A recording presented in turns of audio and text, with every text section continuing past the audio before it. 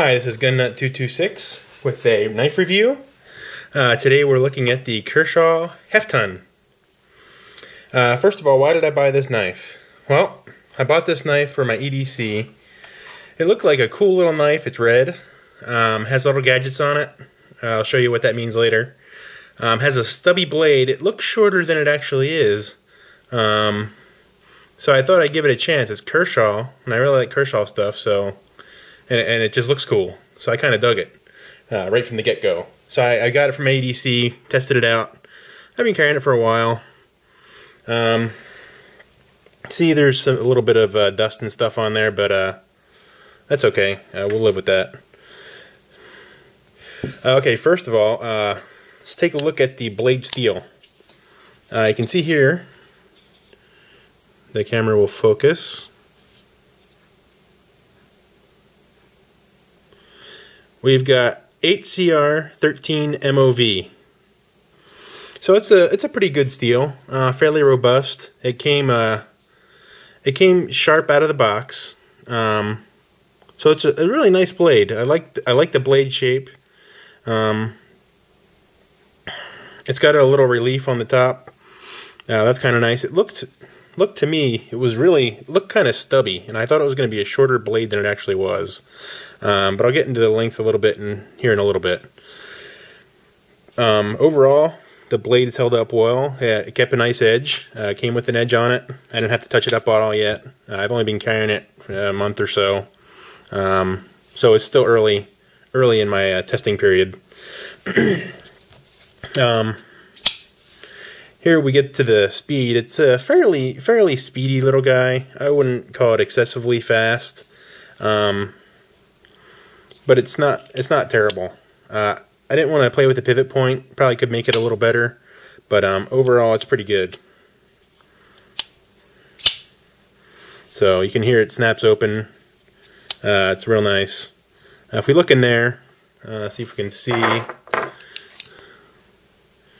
If you can see at that angle, it's got some nylon bushings in there. So. Not phosphor bronze, but it gets the job done.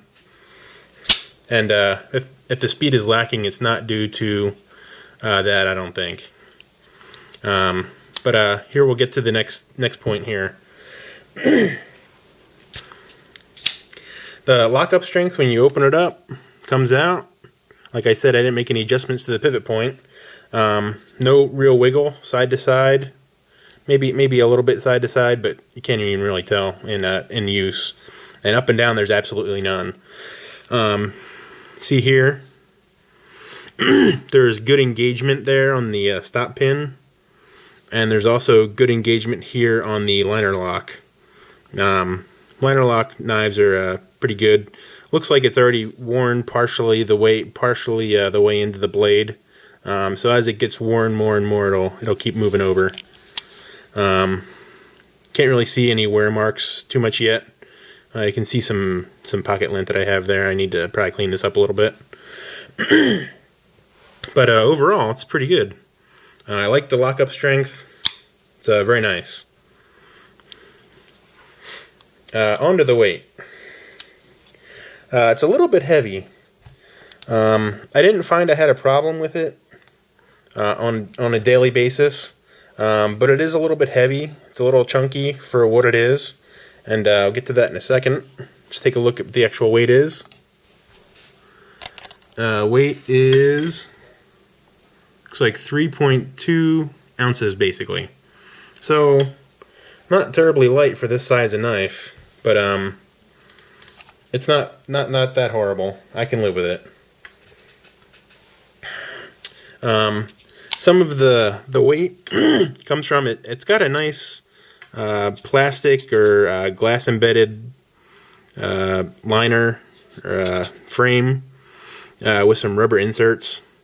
But I think the weight really comes from here. You can see down in here. They got nested steel liners in there, and they're not lightweighted at all. So that's probably a big contributing factor to where the weight is coming from. So if they would maybe lightweight those liners in there, you could take some weight off. I thought about taking it apart, but I didn't want to put that much effort into it. Maybe I'll do it later on, because it's a really cool little knife that I like it a lot. Now, as far as how it opens, I'm not really thrilled with how it opens too much. They give you this little thumb notch right here, and it's not really enough room for me. Either they need to bring this thumb stud out to be a little longer, or they need to cut some more relief in here, or at least bevel it so you have a ramp to go sliding down onto the thumb stud. And that would be much more preferred. I've had many times where I've gone right over it, or I've failed to deploy it fully. But with a good little flick of the wrist and a little bit of thumb action, it opens really well. As we can see here, there's only some, maybe, I wouldn't call it, this gives you some traction. It's actually pretty decent. But there's no jimping actually on the blade itself. So if you wanna choke up on the blade, there's no jimping. It would be nice to have some traction here. This does provide some traction. You can get a really good grip on it. I've put some real force on this, and it's held up really well. I'm really pleased with it. But if they maybe added some jimping along the blade, obviously that would increase the cost. And you know, it's a pretty high value knife the way it stands. So overall, it's pretty good. Now, here's one of the things that I really like about it. I think it's more of just a feature or selling point. But it's this the pocket clip. It's a really interesting concept. I haven't really seen this before. There's a wrench. Obviously, it's only one size, and you actually need believe it's a hex driver to remove the wrench from the knife to use another tool. So it's kind of a strange setup. But I kind of like the idea where they have it. Another tool on the knife, but it's a little hard to get to. But it's kind of a cool idea, and I really like that. The one thing that I don't like about this pocket clip is it does leave some of the knife exposed, and since it is red, it does stick out like a sore thumb. And if you don't want people to know you're carrying a knife, it's probably not the best option. A better option would be like a pocket clip like this. I've said before, these Jeep knives. And I really like these knives. They're really nice. And basically because of the pocket clip. I really like that pocket clip design, and you really can't go wrong. It carries deep in the pocket, got a black clip on it, very concealable. As opposed to this, where it sticks out like a sore thumb. Not only does this part stick out, but it also is red. So that's a detractor for me. But other than that, it's a great little knife. I really like it. It's got good durability. My track record with it has been really good over this past month or so. And you can't really beat the price. I got this on Amazon, and I paid like $13 or $14 for it, plus a couple bucks for shipping. So, yeah, you can't really beat that. So, if you really want a nice little knife, you're looking for... Oh, I didn't really tell you about the blade. Let's go for the blade here. Take a measurement. Length of the blade, it's really about 2.5 inches or so. I'm not sure what the specification says, but it's about 2.5 inches. And I thought it was a lot shorter when you're looking at it, when you're looking at pictures of it.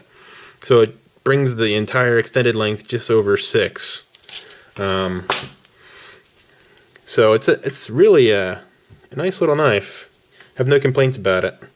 I would think I might get another one just for a backup, and I might experiment with this one, maybe trying to make it a little bit lighter. It is kind of chunky, like I said before.